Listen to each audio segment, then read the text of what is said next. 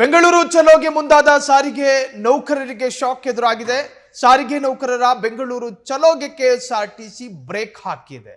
ನಾಳೆ ಬೆಂಗಳೂರು ಚಲೋ ಮಾಡದಂತೆ ನೌಕರರಿಗೆ ಖಡಕ್ ಆದೇಶ.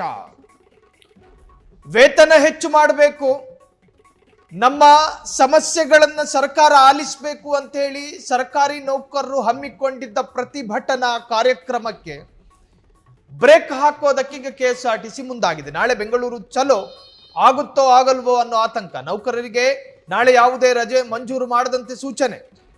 ನಾಳೆ ಗೈರಾಗುವ ನೌಕರರಿಗೆ ಸಂಬಳ ಸಿಗೋದಿಲ್ಲ ಎಂದ ಕೆಎಸ್ಆರ್ಟಿಸಿ ಅನಿವಾರ್ಯ ಸಂದರ್ಭದಲ್ಲಿ ರಜೆ ಮಂಜೂರು ಮಾಡುವಂತೆ ಸೂಚನೆ. ಇನ್ನು ನಾಳೆ ನಿಮಗೇನು ಪ್ರತ್ಯೇಕವಾದ ರಜೆಗಳಿರೋದಿಲ್ಲ. ಅನಧಿಕೃತವಾಗಿ ಗೈರಾಗುವ ನೌಕರರ ಮೇಲೆ ಶಿಸ್ತು ಕ್ರಮ.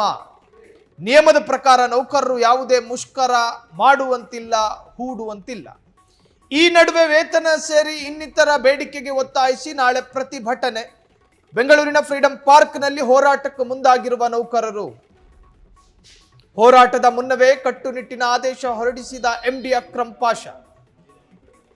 ಸಾರಿಗೆ ನೌಕರರ ಶಕ್ತಿ ಪ್ರದರ್ಶನಕ್ಕೆ ಅಕ್ರಮ್ ಪಾಷಾ ಪೆನಾಲ್ಟಿ ಅಸ್ತ್ರ. ಸಾರಿಗೆ ಸಮರಕ್ಕೆ ಕೆಎಸ್ಆರ್ಟಿಸಿ ರೆಡ್ ಸಿಗ್ನಲ್. ಮುಂದಕ್ಕೂ ಹೋಗಂಗಿಲ್ಲ, ಹಿಂದಕ್ಕೂ ಸರಿಯಂಗಿಲ್ಲ. ಹೋರಾಟಕ್ಕೆ ಮುಂದಾದ ನೌಕರರಿಗೆ ನಾಳೆ ರಜೆ ಇಲ್ಲ, ಸಂಬಳವೂ ಇಲ್ಲ.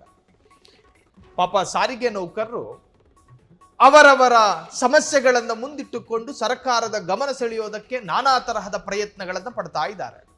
ಕಾನೂನಿನಲ್ಲಿ ಪ್ರತಿಭಟನೆಯ ಅವಕಾಶ ಮತ್ತು ಅಧಿಕಾರ ಇದೆ.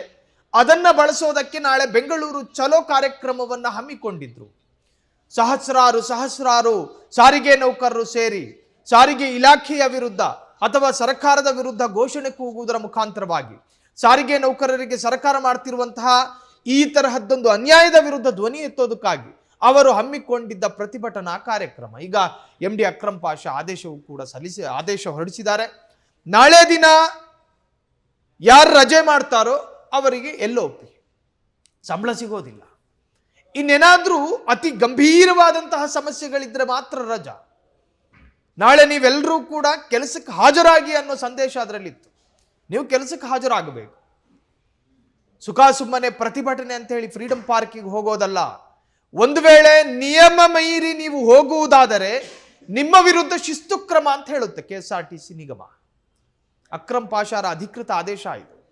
ನಿಯಮ ಮೀರಿ ನಮ್ಮ ಅನುಮತಿ ಇಲ್ಲದೆ ನೀವು ಹೋಗಿದ್ದೇ ಆದಲ್ಲಿ ನಿಮ್ಮ ವಿರುದ್ಧ ದಂಡಾಸ್ತ್ರ ಪ್ರಯೋಗ ಮಾಡ್ತೀವಿ.